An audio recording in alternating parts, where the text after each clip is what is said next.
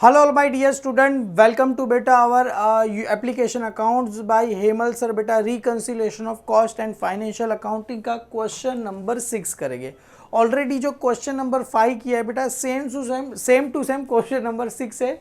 क्या बोल रहे हैं? From the following is a summarise profit and loss account of mister star manufacturing company limited for the year ended 31 दिसंबर 2014 है। Clear है बेटा?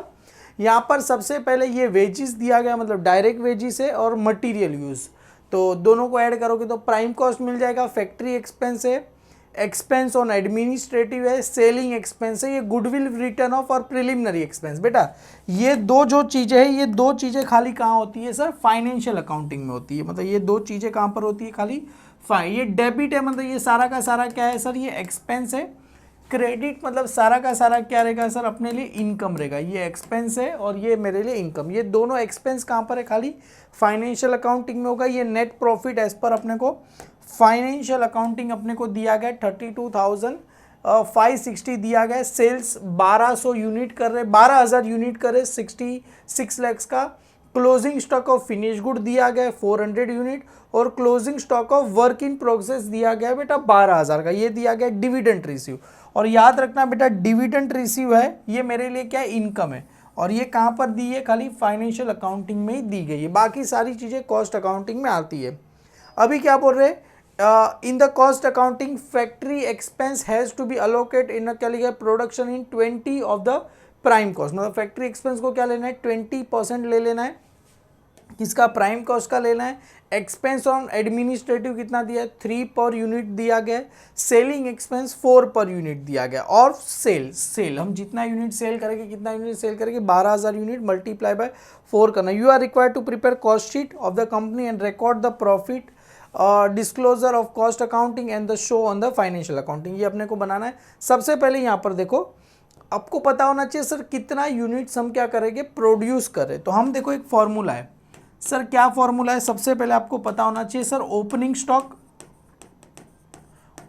स्टॉक प्लस प्रोडक्शन, कितना यूनिट्स हम क्या करेंगे? प्रोडक्शन करेंगे। और माइनस क्या होता है sir? Closing stock. Opening stock add purchase less क्या होता है सर? Closing stock. तो फाइनली अपने को क्या मिलता है सर? सेल्स मिल जाता है। हम कितना यूनिट सेल करेंगे। और डायरेक्टली सेल्स दे दिया सर, कितना यूनिट सेल करेंगे सर? हम 12,000 यूनिट्स क्या करेंगे? सेल करेंगे। कितना यूनिट सेल करेंगे सर? 12,000 यूनिट्स क्या करेंगे सर? सेल करेंगे। और ओपनिंग स्टॉक कहीं दिया है? नहीं सर, दिया नहीं है।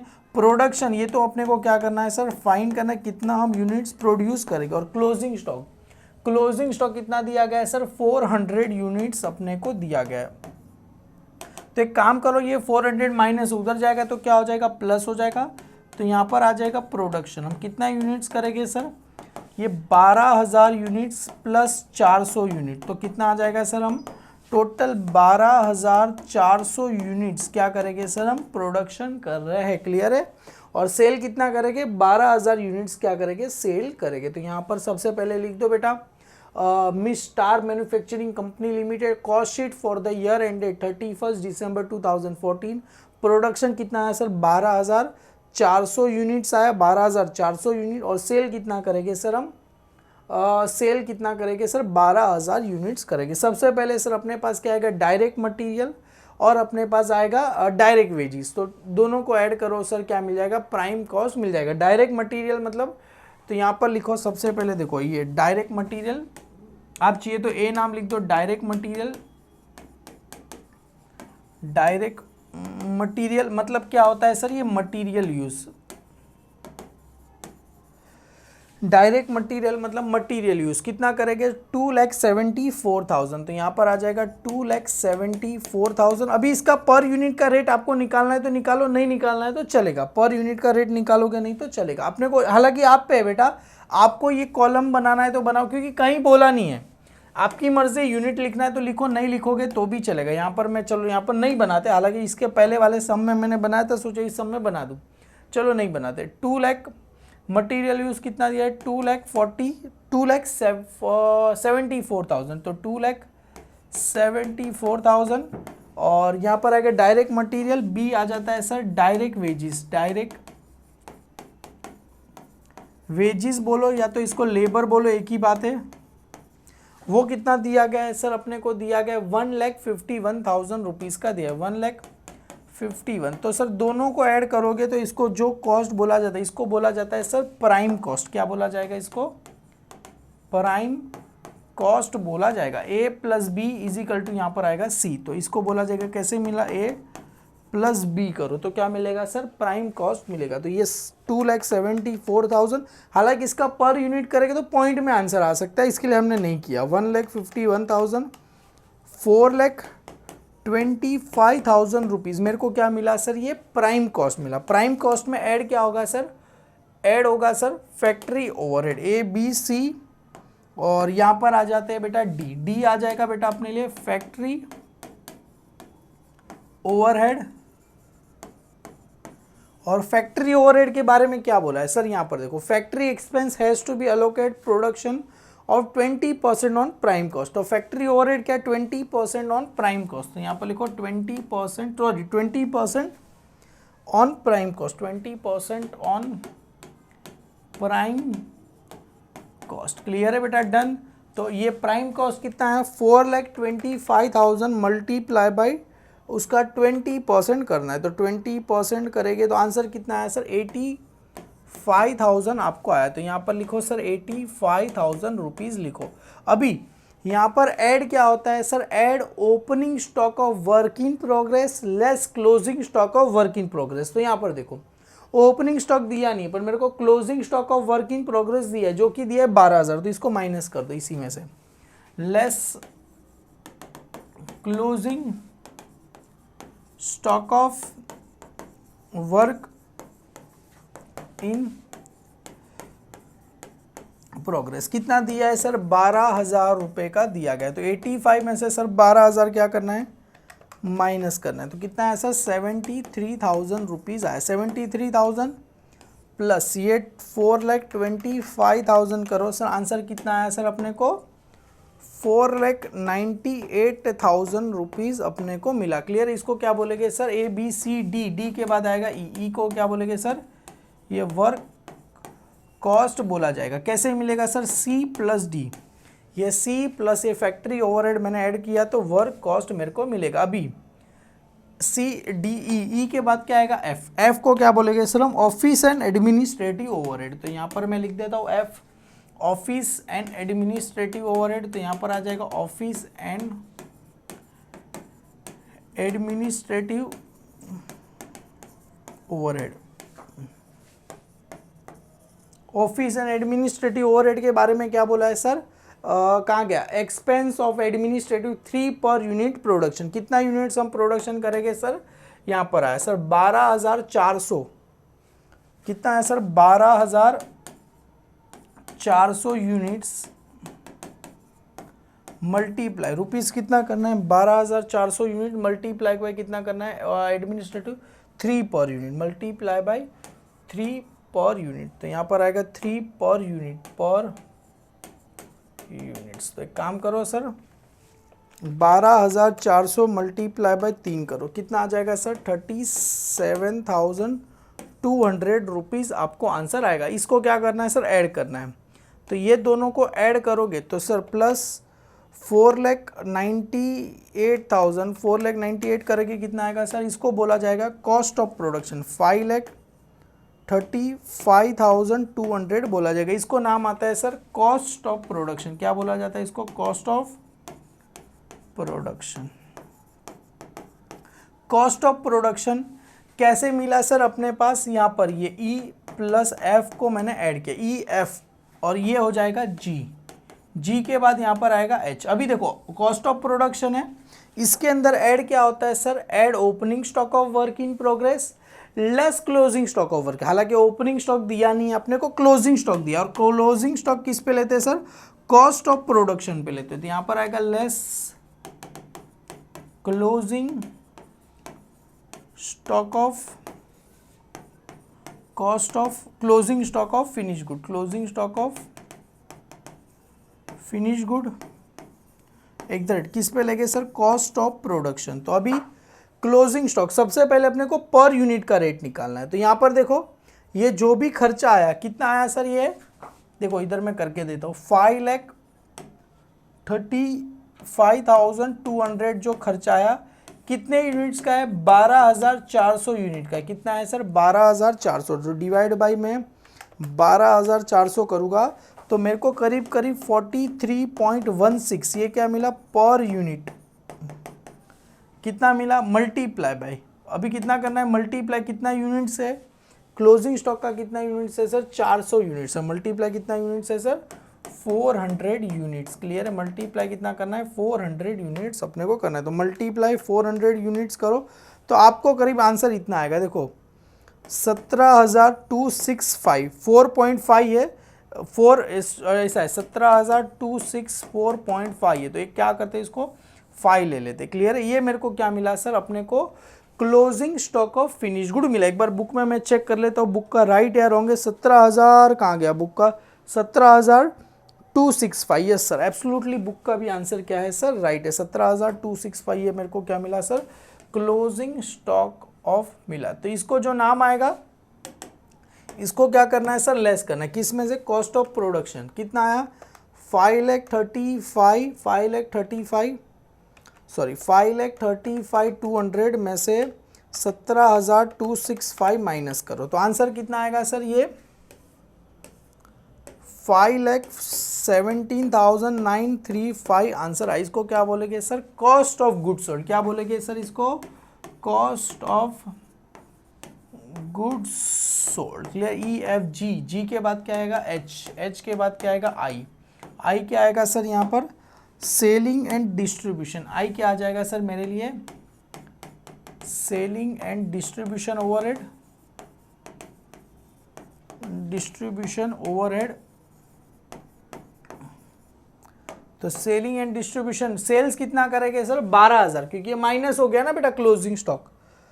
तो सेल्स कितना करेंगे? 12,000 यूनिट्स करेंगे। और सेलिंग कॉस्ट कितना दिया गया? 4 पर यूनिट दिया गया। तो यहाँ पर लिखो sir 12,000 units, 12,000 units multiply by 4 पर यूनिट्स का रेट। तो एक काम करो सर 12,000 मल्टीप्लाई बाय 4 करो, कितना आ जाएगा सर? 48,000 रुपीज़ आपको आएगा। ऐड करना है इसको।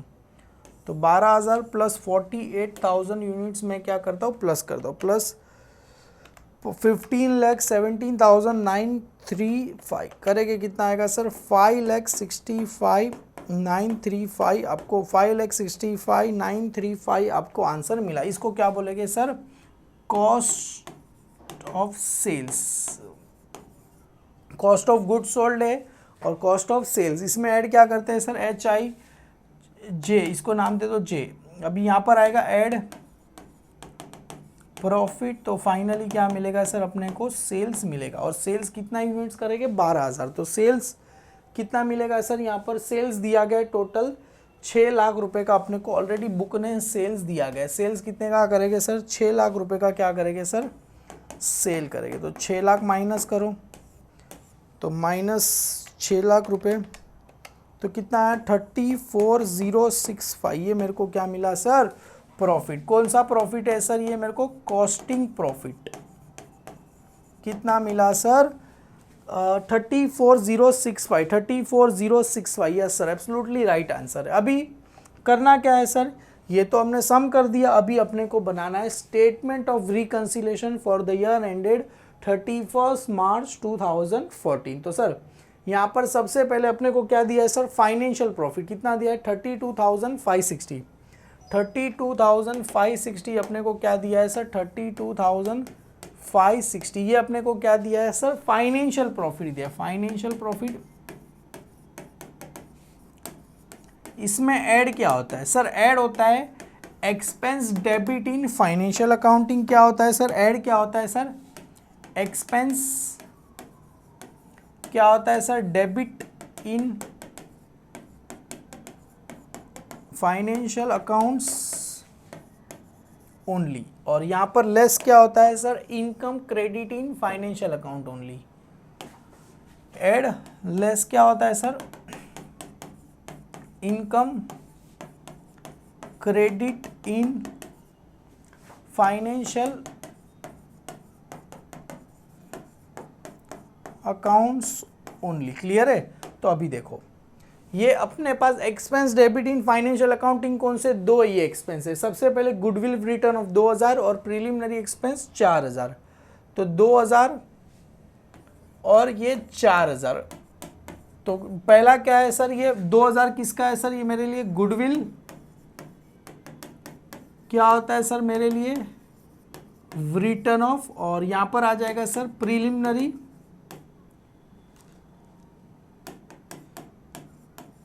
एक्सपेंस, इसको भी क्या करेंगे सर हम रिटर्न ऑफ करेंगे 4000 का। क्लियर है, ये दो चीजें क्या होने वाली है मेरे लिए एक्सपेंस है। सर कहां पर बता रहा हूं, 1 मिनट बता रहा हूं, पहले समझो। डिविडेंड रिसीव 1800 रुपये, 1800 रुपये क्या मिला सर मेरे को, ये डिविडेंड रिसीव 1800 रुपये मेरे को क्या मिला सर, ये डिविडेंड रिसीव मिला। तो यहां पर लिखो डिविडेंड रिसीव मेरे पास कितना है सर, ये 1800 रुपये मेरे पास क्या है सर, ये डिविडेंड रिसीव। मतलब ये दो मेरे पास एक्सपेंस है और दो मेरे पास, एक ही मेरे पास क्या है इनकम क्रेडिट हुआ फाइनेंशियल। अभी देखो याद ऐसे रखने का अगर कॉस्ट अकाउंटिंग में कम लिखा है तो ऐड करने का, अगर कॉस्ट अकाउंटिंग में ज़्यादा लिखा है तो क्या करने का, लेस करने का। समझ में आ रहा है बेटा मैं क्या बोल रहा हूँ, समझ में आया कि नहीं है। देखो क्या मैं बोल रहा हूँ सर, एक्सपेंस, अगर जो भी एक्सपेंस है बेटा, एक्सपेंस या तो ओवरहेड क्या है बेटा, अंडर रिकॉर्डेड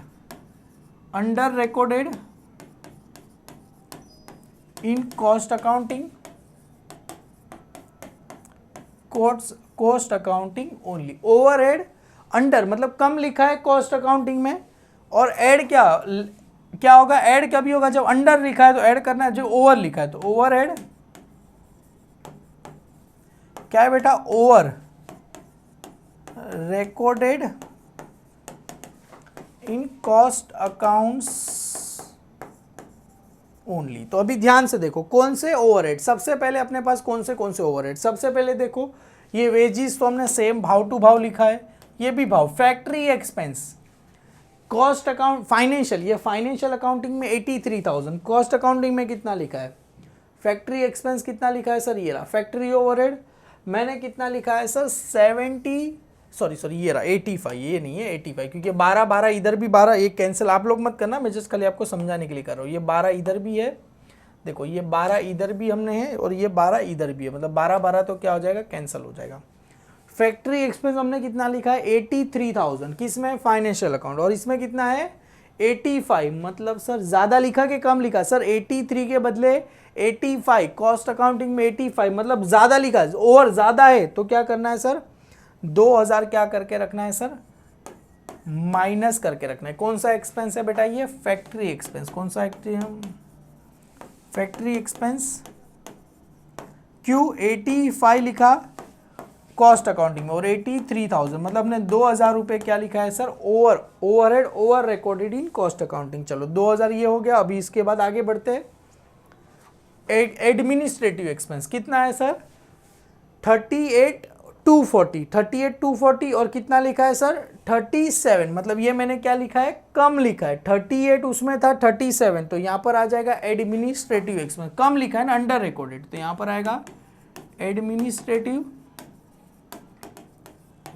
एक्सपेंस कितना आएगा सर, इधर कितना लिखा था मैंने 80, कहाँ गया यार, एडमिनिस्ट्रेटिव एक्सपेंस ऑफिस 37,200 माइनस 36 30 नहीं ये वो कम लिखा 38,240 काम करो इसको, इधर आ जाएगा, ये थोड़ा गलती हो गया। ये मैंने क्या लिखा है सर, ओवरहेड अंडर रिकॉर्ड, कम लिखा ना भाई, तो मैं लगा कि मेरे को माइनस करने में थोड़ी तकलीफ हो गई, ये इधर आएगा ये इधर आएगा। हाँ चलो भाई माइनस करके देखो कितना आता है, 38,240 माइनस 37,200 कितना आंसर आएगा सर, 1,040। क्लियर है, डन। चलो डन डन। चलो ये भी हो गया, ये भी हो गया। अभी आगे क्या बचा है सर, लास्ट सेलिंग एक्सपेंस 45 हमने किस में लिखा, फाइनेंशियल में। अभी इसमें कितना लिखा है, सेलिंग एक्सपेंस 45 कितना लिखा, 48 मतलब क्या किया सर, हमने ज़्यादा लिखा 45 48 मतलब कितना लिखा, ज़्यादा लिखा, कितना लिखा 3000। अगर ओवर लिखा तो क्या किस में आ जाएगा सर, लेस हो जाएगा, यहाँ पर आ जाएगा सर सेलिंग एक्सपेंस। चलो डन, 3000 ये हो गया। अभी आगे बढ़ते हैं सर, आगे एक ही चीज बची, क्या बची है सर, क्लोजिंग स्टॉक। देखो क्लोजिंग स्टॉक अपने लिए इनकम है, याद रखना, क्लोजिंग स्टॉक मेरे लिए क्या है, ये इनकम है, इनकम। इनकम मैंने है 16000 किस में लिखी, फाइनेंशियल अकाउंटिंग में, और जबकि कॉस्ट अकाउंटिंग में कितनी लिखी, 17000। सर एक बात बताओ, इनकम ज्यादा लिखी कि कम लिखी, सर इनकम ज्यादा लिखी। इनकम मैंने कॉस्ट अकाउंट, ये आप लोग लिखना मत बता रहे, कॉस्ट अकाउंटिंग में इनकम मैंने क्या लिखी, ज्यादा लिखी। अरे इनकम ज्यादा लिखी तो प्रॉफिट भी क्या होगा, ज्यादा। अगर इनकम ज्यादा है तो प्रॉफिट भी ज्यादा होगा, तो इसको क्या करने का, ऐड। अगर इनकम कम है तो प्रॉफिट भी कम होगा, तो इसको लेस। इनकम बढ़ेगा प्रॉफिट भी बढ़ेगा तो ऐड। अगर इनकम कम होगी प्रॉफिट भी कम होगी तो लेस। देखो यहाँ पर है, इनकम बढ़ेगा प्रॉफिट भी बढ़ेगा तो क्या करना है, ऐड करना है। क्या लिखना है सर, ये ज्यादा लिखा ना, कितना ज्यादा लिखा,